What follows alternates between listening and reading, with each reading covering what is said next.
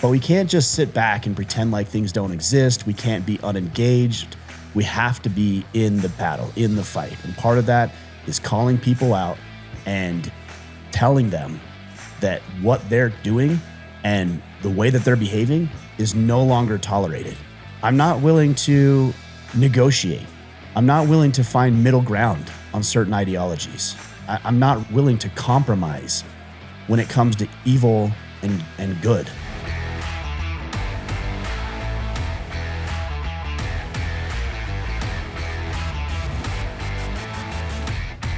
Men, what a somber week. We are just a day after the 24-year anniversary of 9/11. We have not too long ago the Annunciation Catholic School shooting. We have the stabbing of Irina Zarutska that broke not too long ago. And then, of course, over the past several days, we've heard of the assassination and death of Charlie Kirk. I fear that times are only going to get worse, that we're going to see a lot more political violence. There's a lot more dangerous rhetoric seeming to float around. There's a lot more hostility and vitriol.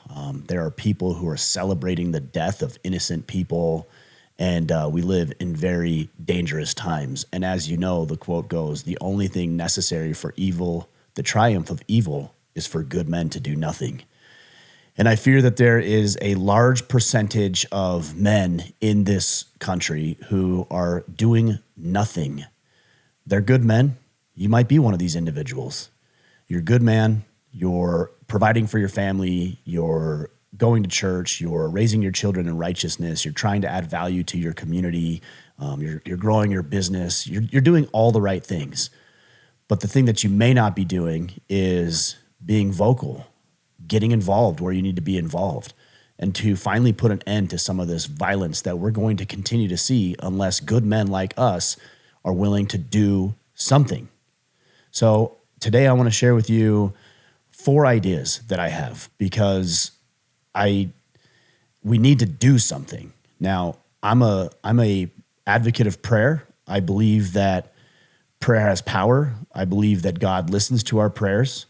And I believe that prayer in times of challenge and strife and adversity and horrific things like we've seen over the past weeks, months, and years can bring people together. It can give people hope. It can let others know that they are loved and cared for and supported. And also it can help us with a sense of courage and bravery and the power to do the things that need to be done. I believe that God wants us to step up. He's waiting for us to do something, to be bold, to be courageous, and to live the types of lives that we as men are designed, built, and constructed to live. Protectors, providers, presiders. So let's break this down a little bit and give you guys some insight, because here at Order of Man, we've been building an army, so to speak, of millions and millions of men, not just in the U.S., but across the world. And I want to mobilize for righteousness, for good, for truth. I want us to go build businesses. I want us to lead families. I want us to get into positions of power to start making a difference. I want us to do what needs to be done so that we can stop dealing with this whole thing of let's all get along and, let's just talk it out. Unfortunately, I think those days are going away. And the pendulum swings, and sometimes it gets bad, and then it gets worse, and then it gets better because we learn our lessons. But unless we start acting now, the lessons are going to be far more devastating than the devastation we've already seen. So let's start acting. All right. Number 1, the first thing that you need to do is protect the closest sphere of influence, the locus of control that you have, and that's yourself and your family. You need to learn and develop skill sets. You need to train martial arts. You need to pick up a firearm. You need to understand how firearms work. You need to go train with that firearm. You need to develop situational awareness. I can't believe how often I'll see people in public with their heads down on the phone, not looking around. You've seen people run into telephone poles because their head is buried in their phone. Not to mention the dangers that you might run into if you're not having your head on a swivel and aware of what is going on around you. And by the way, you need to teach your children these things too. Get your children enrolled in martial arts. Get them fit and healthy.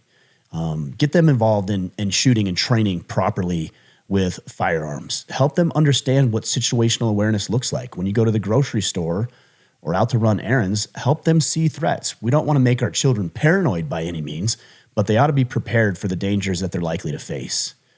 You're going to see this more and more. You're going to see violent protests, which of course we've been seeing for years, starting with, well, not starting with, but in modern times, I guess you could say, or relatively recently, Black Lives Matter movements and protests and all that went on with that. And it's just going to get horrible. It really, really is. So build that situational awareness, learn and develop the skills, teach your children that, get other people involved in that process. You know, one thing I've been thinking about, and I've been brainstorming on this for years now, but it's clear to me that I'm going to have to move forward with this, is young men after school who don't have a mother or a father at home to be able to take care of them in that time frame. I don't want those young men getting in trouble, roaming the streets, doing nothing. I want those young men to be actively growing and building and developing as men, learning how to harness their masculinity that's coursing through their veins. And so probably in the first quarter of next year, I'm going to be putting together a nonprofit movement. And I've got some really good ideas. I'm not going to share all of those ideas right now, to get these young men involved in learning what it means to be a man and harnessing their true masculine power for productive outcomes for themselves and other people. So that's one thing I'm going to be personally doing. Another thing that you need to do when it comes to protecting yourself and your family is to build financial prosperity and freedom. The reality is that if you're strapped and burdened with debt, if you're not making the kind of money that you need to be making, your hands are tied. You're not available for your kids. You're probably not likely to live in areas that are relatively less riddled with crime and drug use and all of the dangers that come with that. Your job as a father, as the patriarch, the leader of your family, partly is to provide for your family, and that means financially. So figure out a way to budget. We've had plenty of episodes on that. We did a podcast with Dave Ramsey and other financial advisors and coaches, and the information is there and available. But if you're not getting yourself out of financial debt, out of financial poverty, then you're slacking and you're really missing a crucial component of protecting and providing for your family. Develop those skill sets. Go out and network. We're going to talk a little bit more about that. But unless you're out of debt, you're really leaving your family in a situation that they should not be in. And I get it. Some of you are young. Some of you are not so young, and you're still strapped with debt and don't know how to get around your financial problems. Figure it out. That's your job.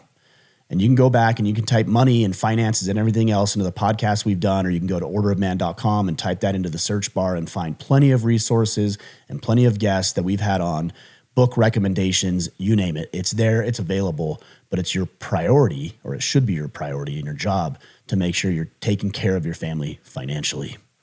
Next is we need to start speaking up. And when I say we, I'm talking about this silent majority that you hear about all the time.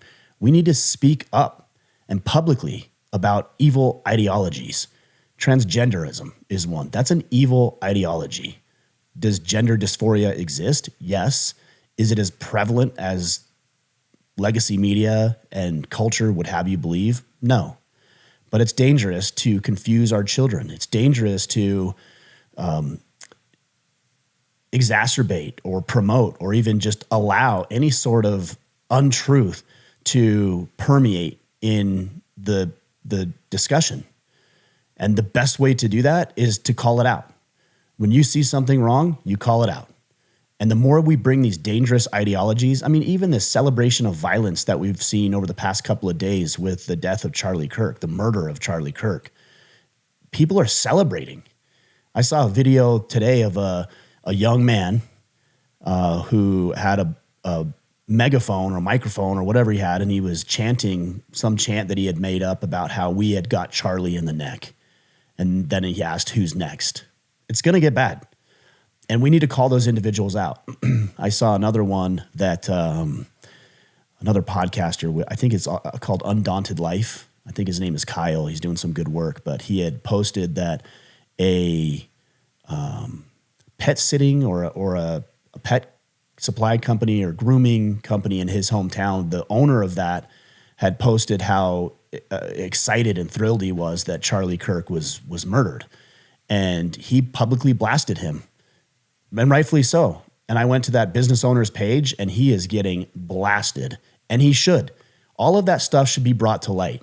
It's not enough to say live and let live. It's not enough to just say, can't we all just get along? It's not enough to let this stuff slip. These individuals need to be ousted as rats. They need to be drugged through the public streets, proverbially, and made an example out of. These people need to be put out of business.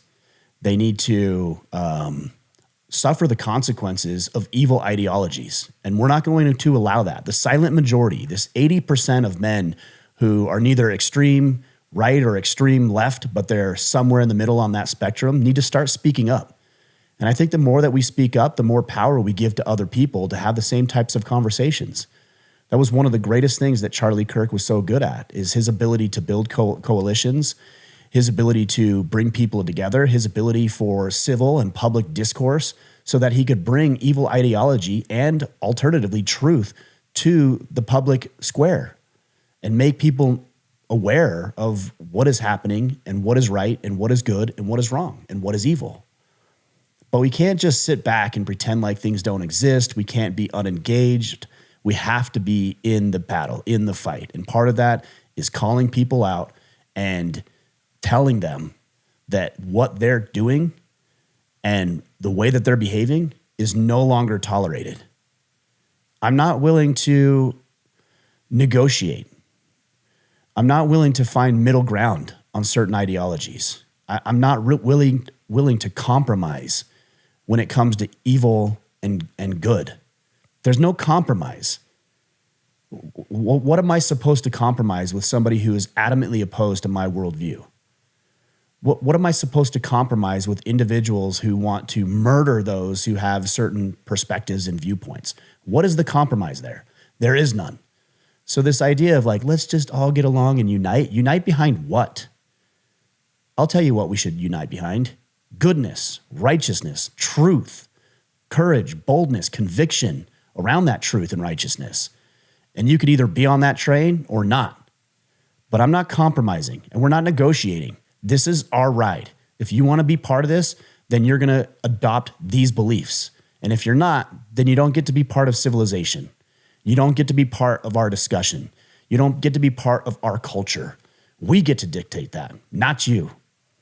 And the more that people speak out and speak up against it, the more those rats, like I said, will go hide and slink away as they ought to. The more that we make examples of them as they close down their businesses and they suffer the societal and financial impacts of permeating negative and destructive ideology, the more that we punish these individuals who are committing crimes in this country and we throw the book at them and make an example out of their behavior, the better off we're all going to be. The time for pleasantries and let's just get along is over. And I'm not saying that we need to be uncontrolled. I'm not saying we need to be unrighteously violent. I'm not suggesting that we need to initiate physical violence against other people. But I am saying there's boundaries and there's rules to the game. And if you can't abide by them, then those rules need to be enforced. Which leads me to my next point, is that we as men ought to place ourselves in positions of power. To not be involved in politics, I can't tell you how many times I hear from guys, I don't know much about politics. Why? What's the quote? Something like, you may not care about politics, but politics cares about you. It's part of your life. Would you say the same thing about money? I don't care about money. Of course you do, because it impacts your life. Would you say the same thing about your career or health or your family? I don't care about any of that. Well, of course you care about that because it's your responsibility and it impacts your life. Well, guess what? Politics does as well. Of course it does.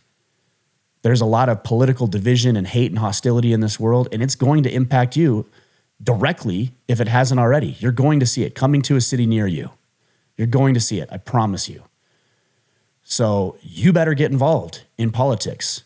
You better be on your school boards. You better be in city council. I've got a good friend, Johnny Loretti, who's the president of the city council. Because of this, he needed to get involved. And there was an open seat. He ran and he filled that seat and he built up enough credibility and influence with the rest of the council that happens to believe something different than him, that he elevated himself within the city council. That's how we ought to do it, the way that Johnny has done that. Local, state, and federal political power, okay, building businesses, because business owners are the movers and shakers of your communities and your cities and your states. Build a business, grow a business, join Rotary and Chamber. That's where the influential people are.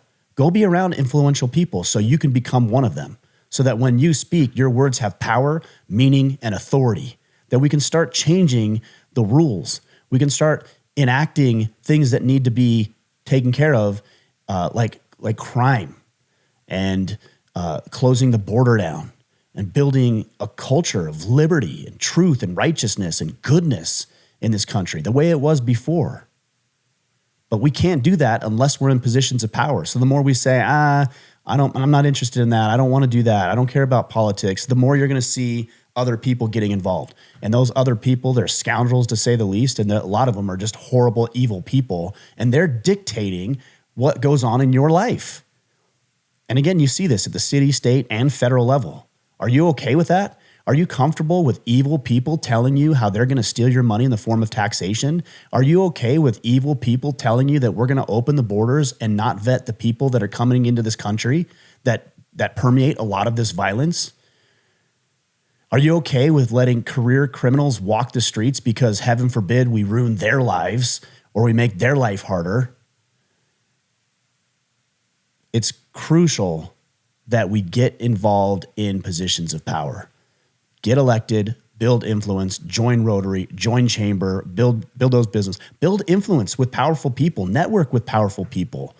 Try to find a way to add value to their lives. Ask for them to add value to yours. Build friendships with these individuals. The more you do that, the better off we're going to be. And then the last thing that I'm going to share with you here, guys, that you need to do is you need to start building brotherhoods. This is the law of large numbers. Okay, we're better when we're together.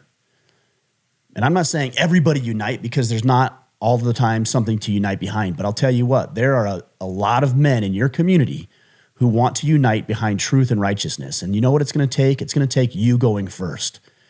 I hear messages every single day. I want to be part of a brotherhood. I want to have male friends, but I don't know how, and I don't know where to go, and I don't know this, and I don't know that, and where are they? Start it. Start it. Enough of just sitting back and waiting for somebody else to do something. You do it. You be the man that gets it going. That was the premise for Order of Man. It was a resource that I needed when I was younger.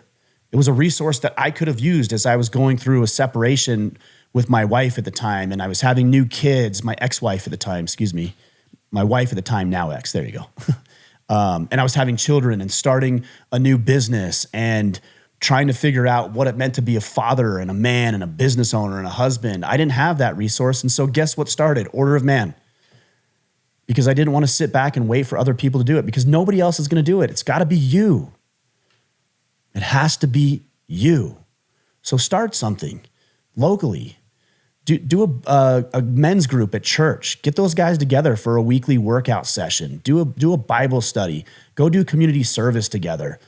Go shooting together. Go hit golf together. Just be together. Build relationships. Form connections. Have accountability. Talk about the hopes and dreams and fears that each of you have. Coming in the first quarter of 2026, and it's been long enough, I'm going to start a local chapter of Order of Man. I live in southern Utah, and so, again, if it's going to be done, I have to do it. And if it's going to be done in your area, you have to do it. So I'm going to put together, the end of this year, as we roll into Q1 of 2026, a local Order of Man chapter. And I'm going to head that up personally, and I'm going to build the first chapter, and I'm tired of waiting on it. I'm tired of sitting around. And what we're going to do as men is we're going to get together on a regular and consistent basis. We're going to get to know each other. We're going to lean into each other. We're going to push on each other. We're going to ask men to do community service. We're going to ask men to serve other people. We're going to help those individuals into positions of power in the community. We're going to elect the men who are part of these organizations. And we're going to support each other. And we're going to get better. And we're going to take our cities, our states, and our countries back. That's how we're going to do it. And so it's going to start in 2026. And I'm going to share a lot of resources. And I'm going to have some qualification processes for you guys to be able to start your own Order of Man chapters. And we're going to bring in millions and millions of men in this country, all banded around the idea that we are protectors, providers, and presiders for ourselves, our families, our neighbors, our community members, and we're going to start getting after it. In the meantime, you can check out the Iron Council. There's over 1,000 of us inside the Iron Council, all working on the same types of concepts. Now, primarily, this is a digital brotherhood. Many of these guys do meet locally and face-to-face, but we're all on the same page for the most part. Maybe we see a few things differently, but we're all under the banner of Order of Man, in this case, the Iron Council, and we know our job is to protect, to provide, and preside, and we know exactly how we do that. And we know exactly how we're trying to do that so we can hold each other accountable to call each other up to be better men. If you want to check that out, we're going to be opening up on Monday. Go to theironcouncil.com and check it out because we would love to have you there. And all of the tools and resources in there support what I just told you, protecting your family and your loved ones and yourself, speaking up publicly, having boldness and courage and conviction around righteous ideologies, not evil ones. Putting yourself into positions of power, learning how to speak better, learning how to build influence, learning how to build credibility, learning skill sets that get you paid and that get you promoted. And then, of course, the brotherhood that comes with being together, banding together around a common goal. This is how we do it, guys. I'm going to do it. And I want you to be part of it. I'm done talking about it. I'm done hearing guys say, oh, what do we do? No, this is how we do it. This is the roadmap. This is the framework. And there's more to come, but we're going to start taking some things back. And we're going to put ourselves in control. Because what's happening now is intolerable. And contrary to popular culture and the belief of popular culture, we don't have to tolerate everything. In fact, I would say it's quite righteous to be intolerant of the things that are intolerable. So we got work to do, and I hope you'll band with us. You can do that in a couple of ways. Go to orderofman.com, sign up for the newsletter, and that way you'll get information in your inbox about what we're doing. You can subscribe to this podcast if you haven't already because we got a lot of information coming and some great guests coming up. Also share the podcast. If you're on social media, Facebook, YouTube, Instagram, Twitter, TikTok, X, all the places. Just take a screenshot, tag me, post it up. If you tag me, I'll repost it and I'll share it on my end. I want to give you credit where credit is due, but share it. Send a text to a friend who needs to hear this message about how we're going to start standing up and banding together. And then the last thing is you can join our brotherhood, the Iron Council, at orderofman.com/Iron Council. Again, orderofman.com/Iron Council. Remember, the only thing necessary for the triumph of evil is for good men like you, like me, like millions of others to do nothing. Let's not do nothing. And let's not just say, let's do something. Let's actually have a plan. This is it. It begins right now. Get ready.